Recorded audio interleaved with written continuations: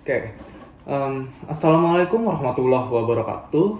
Perkenalkan, aku Ahmad Yusuf Firdaus Ramadhani dari kelas E Fakultas Hukum Universitas Lambung Mangkurat Angkatan 2025 dengan NIM 251021121082. Video ini aku buat untuk memenuhi nilai nilai ulangan tengah semester dari mata kuliah Hukum Tata Negara. Jadi di dalam video ini kita bakal banyak ngebahas soal Hukum Tata Negara, kayak aku ngebawain 5 materi. Yaitu satu, aku bakal ngejelasin soal ruang lingkup dari Hukum Tata Negara itu sendiri. Kemudian dua, aku juga bakal ngejelasin soal sumber dari Hukum Tata Negara itu sendiri. Kemudian tiga, aku bakal menjelaskan lembaga negara dan juga lembaga independen, perbedaannya apa, fungsinya apa, dan kenapa mereka dibutuhkan. Kemudian empat, aku bakal menjelaskan sistem demokrasi yang ada di Indonesia. Dan yang kelima, aku bakal menjelaskan juga asas-asas pemerintahan daerah. Aku bakal mulai dari materi nomor 1 dulu, yaitu tadi penjelasan soal ruang lingkup Hukum Tata Negara. Aku bakal jelasin soal lingkup kajian dari Hukum Tata Negara itu sendiri dulu. Coba kita lihat, kalau misalkan main di kasus, kayak misalkan ada kasus presiden membuat suatu kebijakan, tapi kemudian DPR menolak dari kebijakan yang dibuat sama presiden itu, karena DPR bilang kalau misalkan itu tuh bukan wewenangnya dari presiden.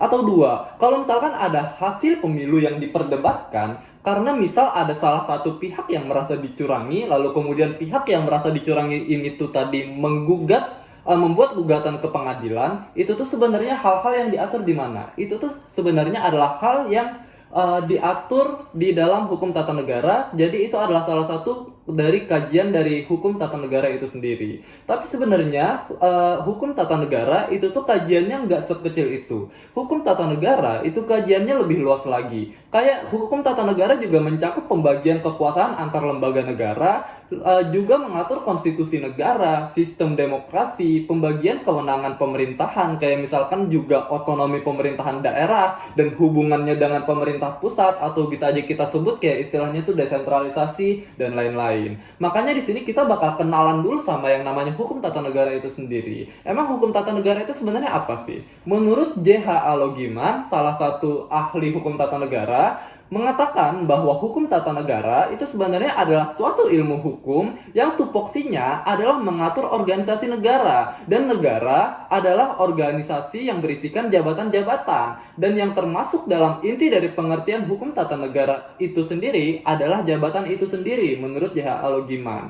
Kemudian jabatan itu pun juga pada akhirnya bakal muncul sebagai pribadi yang khas bagi Hukum Tata Negara, dan pada akhirnya juga harus kita nyatakan secara jelas. Kemudian aku bakal ngebawain pendapat ahli lain, yaitu Jimli Asidik, yang menyatakan bahwa Hukum Tata Negara adalah cabang ilmu hukum yang mempelajari soal prinsip dan juga norma-norma hukum yang tertuang secara tertulis ataupun hidup juga dalam praktek kenegaraan, yang dalam prakteknya juga bakal berkenaan dengan konstitusi mengenai kesepakatan kolektif suatu masyarakat, mengenai cita-cita untuk hidup bersama di dalam suatu negara, dan juga institusi kekuasaan negara beserta fungsi-fungsinya, kemudian juga mekanisme hubungan antar institusi dan prinsip hubungan antar institusi kekuasaan negara dengan warga negaranya sendiri. Kemudian C, artinya apa? Konklusinya adalah kalau misalkan kita tarik dari dua ahli yang udah aku bawain tadi, kita bisa tarik konklusi bahwa sebenarnya Hukum Tata Negara adalah cabang hukum publik yang di dalamnya itu adalah mengatur struktur organisasi negara dan distribusi dan juga pembatasan kekuasaan di dalam jabatan-jabatan dalam kenegaraan, serta juga mekanisme hubungan antar lembaga negara dan antar negara dengan warga negaranya itu sendiri. In the end of the day, secara keseluruhan berdasarkan pada suatu konstitusi yang akhirnya jadi kesepakatan dasar suatu komunitas publik. Kemudian kalau misalkan kita ngebahas soal Hukum Tata Negara, kita nggak bakal jauh-jauh lepas dengan satuan ilmu lainnya, kayak aku sebut aja ilmu negara dan juga ilmu politik. Karena ketiganya pada akhirnya sama-sama membahas masalah negara dan juga kekuasaan. Artinya, mereka bertiga punya objek kajiannya yang sama. Dan hubungan antar ketiga ilmu ini adalah, kalau misalkan kita ngebahas ilmu negara dulu, di ilmu negara itu mereka bersifat teoritis dan juga bersifat mendasar. Jadi inti dari ilmu negara adalah kamu cuma perlu menjawab pertanyaan kayak apa itu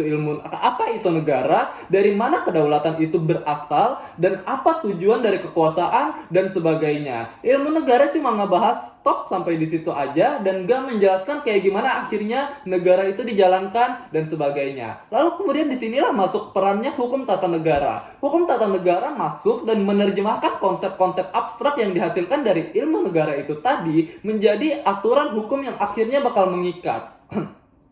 Misal kalau misalkan di ilmu negara mengatakan kalau kedaulatan itu ada di tangan rakyat, maka di sini hukum tata negara masuk untuk menjelaskan kayak gimana sebenarnya kedaulatan yang di tangan rakyat dari ilmu negara itu tadi bisa dijelaskan. Kayak misal melalui pemilu atau lembaga perwakilan atau mekanisme konstitusional lainnya. Nah, baru kemudian masuklah ilmu politik. Yang ilmu politik itu nggak nanya apa yang seharusnya, tapi ilmu politik itu menanyakan apa yang sebenarnya terjadi. Jadi kajian dari dalam ilmu politik adalah bagaimana kekuasaan itu tuh dapat benar-benar dijalankan, siapa yang menjadi dominan di sini, dan bagaimana keputusan politik itu tuh diambil. Contoh aja, secara hukum tata negara, kekuasaan negara itu kita bagi dan kita batasi melalui prinsip check and balance. Namun di dalam ilmu politik, kekuasaan itu bisa aja terpusat pada satu aktor karena kekuatan koalisi dan sebagainya. Artinya, ada jarak antara norma hukum dan realitas politik di sini, dan disitulah hubungan antara hukum tata negara dan ilmu politik itu ada. Kemudian kalau misalkan kita ngomongin juga soal pemerintahan di sini, ada satuan ilmu juga yang mirip sama HTN, yaitu hukum administrasi negara. Hukum administrasi negara adalah ilmu hukum yang mengatur bagaimana akhirnya pemerintah itu tuh menjalankan kekuasaannya dan dalam praktik sehari-hari. Yang fokusnya itu adalah mengkaji bagaimana tindakan pejabat atau administratif negara, keputusan-keputusan konkret seperti izin, sanksi, kebijakan administratif, dan sebagainya. Dan juga hubungan langsung antara pemerintah dengan warganya sendiri. Bedanya dengan HTN adalah kalau misalkan di hukum tata negara kita mengatur gimana struktur negara itu ada, fokusnya ke konstitusi dan lembaga negara, dan sifatnya cenderung lebih makro dan juga lebih fundamental atau mendasar. Sedangkan kalau misalkan di hukum administrasi negara, kita bakal mengatur kayak gimana akhirnya kekuasaan itu tuh dilaksanakan dengan benar. Yang artinya fokusnya adalah ketindakan dari pemerintah itu sendiri, dan sifatnya itu akhirnya bakal jadi lebih mikro dan lebih operasional dibandingkan hukum tata negara. Kemudian hubungan antara keduanya juga jelas. Di hukum tata negara, kita belajar kayak gimana akhirnya wewenang itu tuh diberikan. Sedangkan di hukum administrasi negara, kita belajar kayak gimana akhirnya pemerintah itu tuh melaksanakan wewenang yang sudah diberikan itu tadi dari hukum tata negara itu sendiri. Kemudian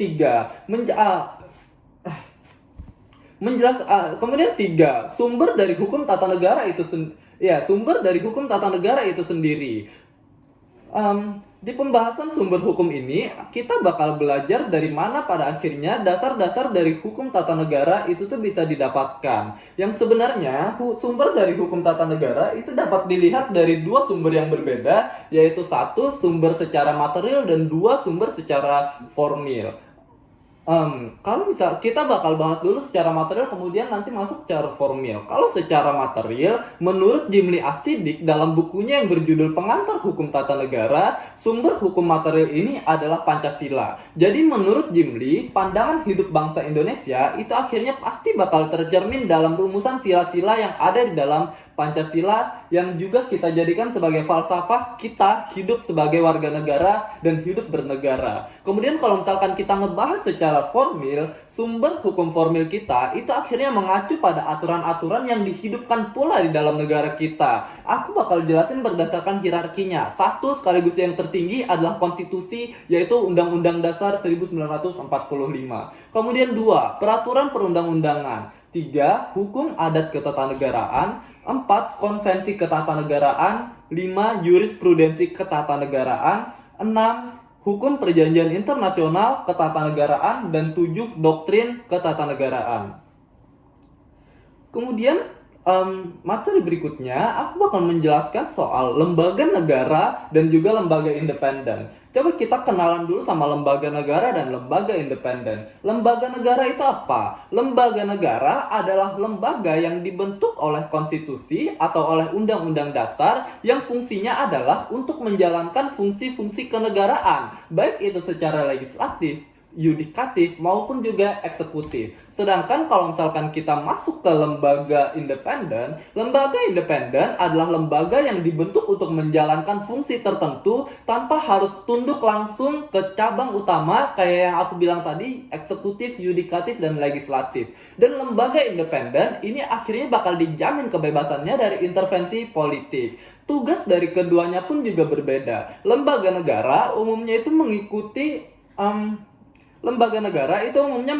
fungsi klasik dari kekuasaan yang dibagi kayak legislatif, eksekutif, yudikatif itu tadi. Sedangkan kalau misalkan di lembaga independen, mereka bisa bertugas di luar dari itu, kayak mereka bisa bertugas untuk mengawasi lembaga-lembaga negara, atau mereka juga bisa menjalankan tugas yang sebenarnya nggak bisa kita limpahkan kepada lembaga negara karena berbagai hal. Aku masukkan contoh deh. Misal kalau misalkan kita lihat di kebijakan ekonomi kita, ada terbagi jadi dua jenis, yaitu ekonomi fiskal dan ekonomi moneter. Kalau misalkan di ekonomi fiskal, itu adalah kebijakan ekonomi soal perputaran uang dan belanja-belanja di dalam negara kita, itu akhirnya diurus oleh salah satu lembaga negara, yaitu Kementerian Keuangan Indonesia. Kemudian kebijakan moneter adalah kebijakan yang mengatur soal nilai tukar dan nilai tukar dari mata uang kita, yaitu rupiah. Hubungannya itu secara antar negara, dan kemudian itu tuh diurus oleh lembaga independen, yaitu Bank Indonesia. Pada akhirnya keduanya menjalankan tugas yang berbeda dan keduanya nggak bisa disamakan, karena kalau misalkan kita kasih kebijakan moneter ini kepada Kementerian Keuangan yang merupakan lembaga negara, akhirnya nilai tukar kita bakal chaos. Karena apa? Simple. Sistem dari Kementerian Negara itu pada akhirnya berdasarkan sama kabinet, artinya setiap periode mereka bisa mereka bisa reshuffle kabinet. Dengan kayak gitu artinya kalau misalkan kita percayakan nilai tukar kita yang sangat krusial ini kepada Kementerian Keuangan, bakal chaos. Makanya akhirnya itu dilimpahkan ke lembaga independen karena dinilai kebijakan moneter ini terlalu berat, terlalu krusial untuk diberikan kepada lembaga negara, akhirnya diberikanlah kepada lembaga independen. Kayak gitu perbedaan dan kayak gitu tugas wewenang dari lembaga negara dan juga lembaga independen. Lalu masuk ke sistem demokrasi di Indonesia. Aku bakal masukin dulu konsep demokrasi yang klasik. Sebenarnya konsep demokrasi klasik itu terbagi jadi dua, yaitu berdasarkan versi Plato dan juga versi Aristoteles.